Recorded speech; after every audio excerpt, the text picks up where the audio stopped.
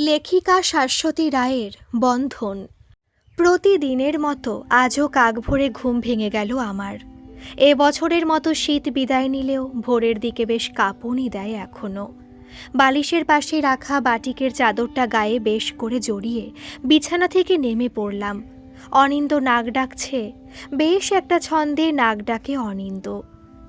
4-5 বার ফরফরের পরেই 10 সেকেন্ডের বিরতি।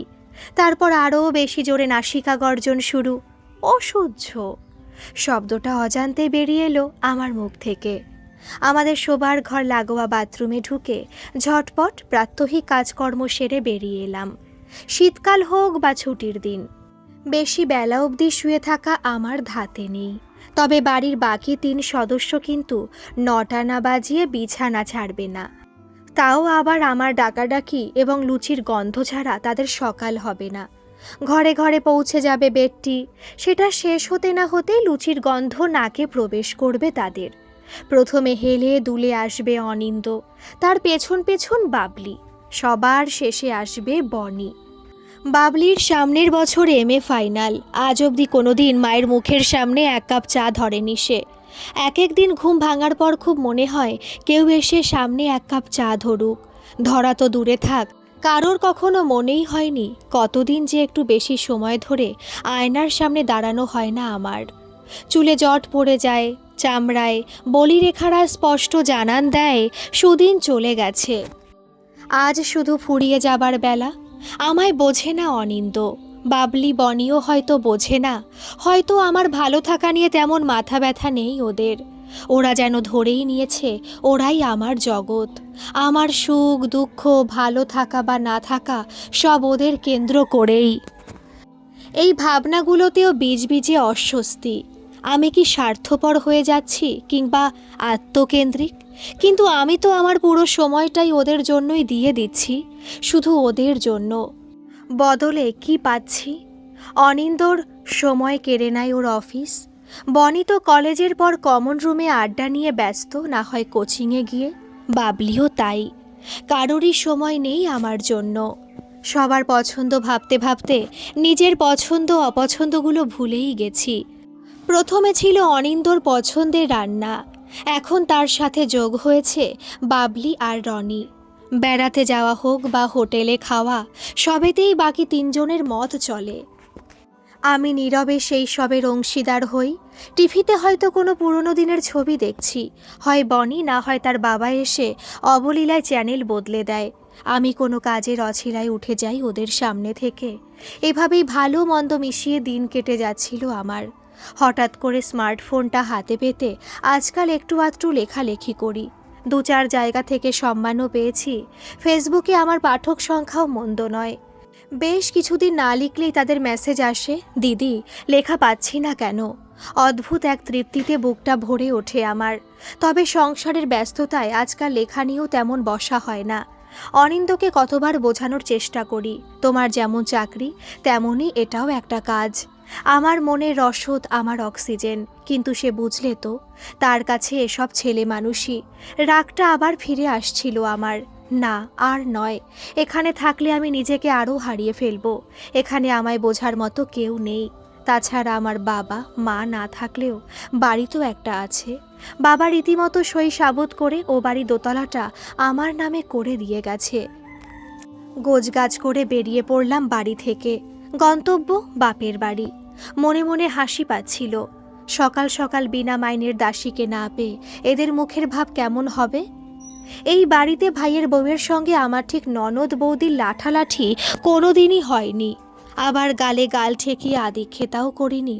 বয়সে অনেকটা বড় হওয়ায় একটা সম্মানজনক দূরত্ব বজায় রেখেছি সব সময়। আমায় দেখে ওরা খুশি হলো। তবে হাতের বড় কিডসটা নজর এড়ালো না ওদের।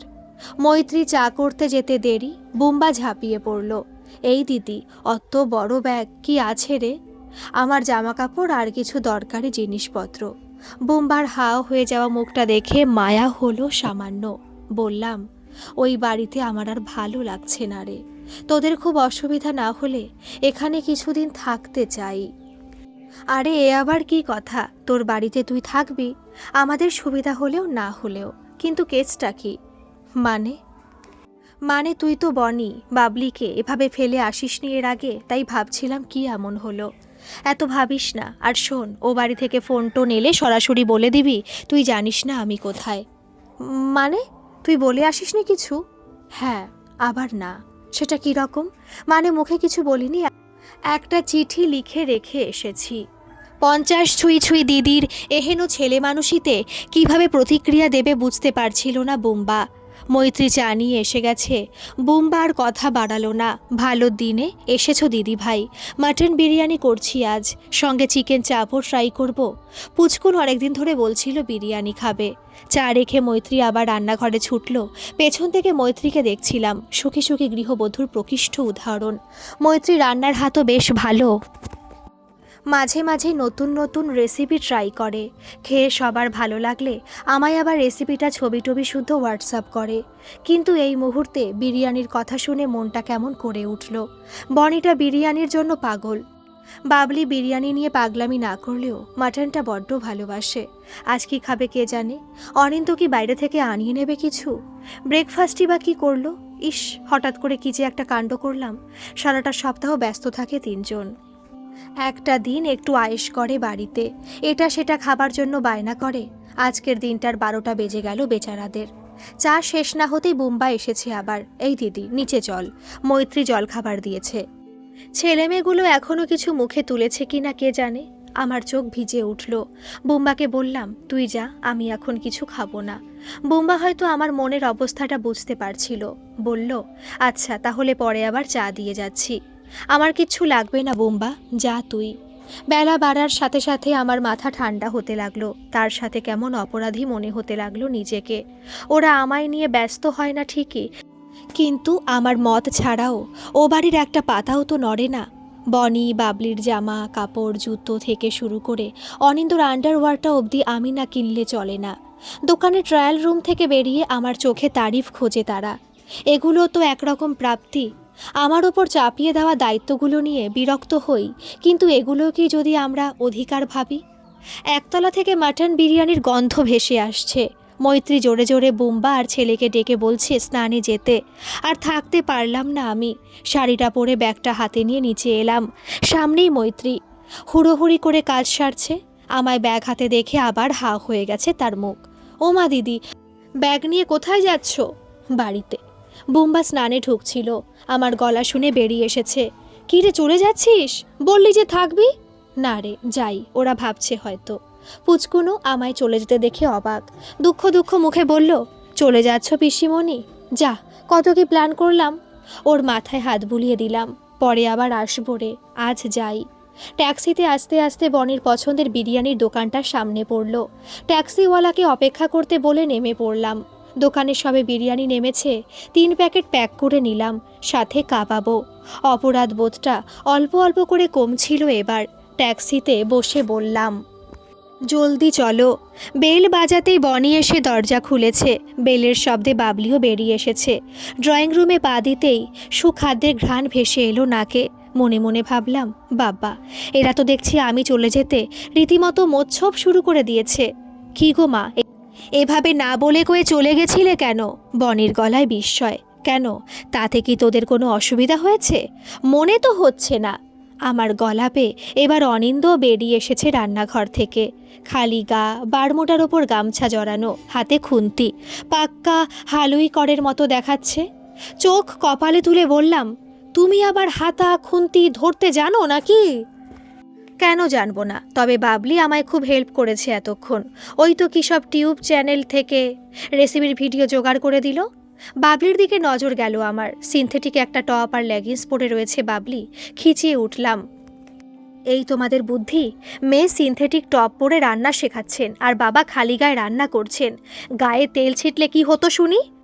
আর এত বুড়ো ধাড়ি মেয়ে হয়ে এটুকু জানো না সিনথেটিক পরে আগুনের ধারে যেতে নেই?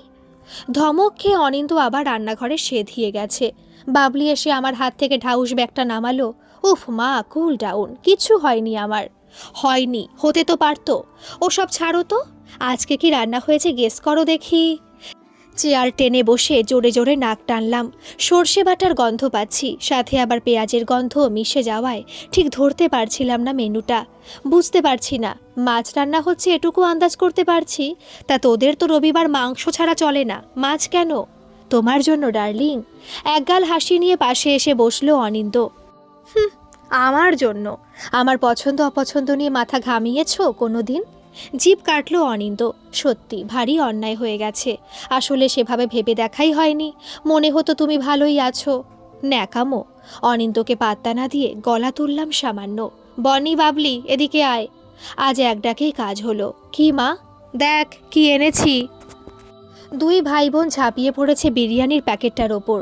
দুজনেই কাবাব বের করে খেতে শুরু করে দিয়েছে। বাবলি তার বাবার মুখেও গুজে দিল এক টুকরো। এই স্নান করে আয় আগে, আমি টেবিলে দিচ্ছি। বনি বাবলি স্নানে যেতে অনিন্দ আমার কাছে ঘেঁষে এলো। আজ কি রান্না করেছি জানো? জানি না, আমি কি জ্যোতিষী? তোমার ফেভারিট বোয়াল মাছ। চোখ দুটো গোল গোল হয়ে গেল আমার। বোয়াল মাছ? কিন্তু তোমরা তো খাও না বোয়াল। তো কি হয়েছে, একদিন নয় তোমার অনারে খাবো। বিষ তো নয়, মাছই তো। কিন্তু আমি যদি ফিরে না আসতাম? তুমি ফিরবে না? আমাদের ছেড়ে থাকতে পারবে তুমি? একটা বেলাও পারলে ছেড়ে থাকতে? অনিন্দর কথার উত্তর দিতে পারলাম না। সত্যি তো, না ফিরে উপায় কি ছিল? মুক্তির স্বাদ নিতে গিয়ে 12 ঘন্টাও থাকতে পারিনি ওদের ছেড়ে। ওরাই তো আমার খোলা আকাশ। মুক্তি চাইলেও আমরা হয়তো বুঝি না এই বন্ধনই আমাদের মুক্তি। গল্পটা কেমন লাগলো অবশ্যই কিন্তু কমেন্ট করে জানাবেন। ভালো লাগলে একটা সাবস্ক্রাইব করে আমার পাশে থাকবেন। ধন্যবাদ।